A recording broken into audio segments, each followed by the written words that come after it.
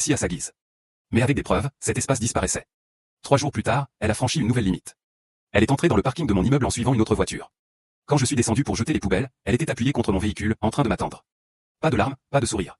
Juste une expression déterminée. Tu as assez fait traîner les choses, a-t-elle lancé. Va-t'en. Tu me fais passer pour folle. C'est toi qui le fais toute seule.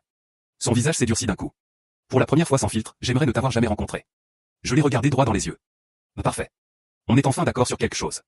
Ça a suffi. Elle s'est mise à crier, à pleurer en même temps, mélangeant insultes et reproches, cruels, froids, incapables d'aimer. Tout le répertoire. J'ai reculé d'un pas, sorti mon téléphone et appelé la sécurité en haut-parleur, je suis dans le parking. J'ai besoin d'assistance. Elle est partie avant qu'il n'arrive, mais le mal était fait. Cette nuit-là, j'ai pris la décision que je repoussais depuis trop longtemps. J'ai cherché une aide juridique. 2 jours plus tard, j'étais assis face à une avocate, une femme claire et directe. Je lui ai tout montré, les messages, les audios, les photos, la vidéo, la note, la demande d'argent, l'incident du parking. Elle a tout examiné sans m'interrompre. Quand elle a terminé, elle a hoché la tête. Là, elle teste les limites. Comment ça? Maison, travail, espace public. Elle cherche jusqu'où elle peut aller. Et que dois-je faire?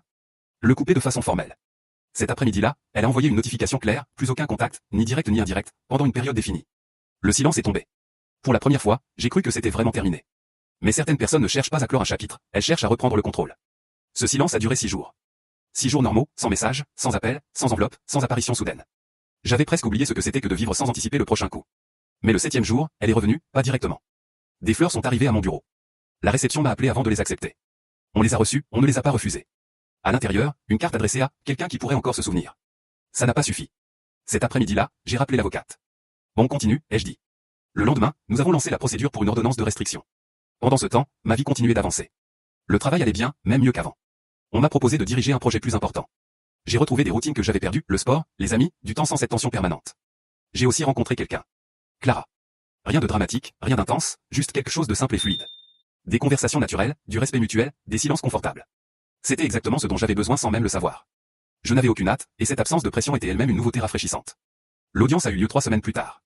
Laura est apparue complètement transformée, vêtements sobres, attitude calme, voix basse, tout parfaitement maîtrisé. Si je n'avais pas vécu les mois précédents, j'aurais peut-être été tenté d'y croire. Son avocat a tenté de présenter l'affaire comme un simple malentendu, une rupture chargée d'émotions, des tentatives maladroites de réconciliation, rien de grave, rien d'intentionnel.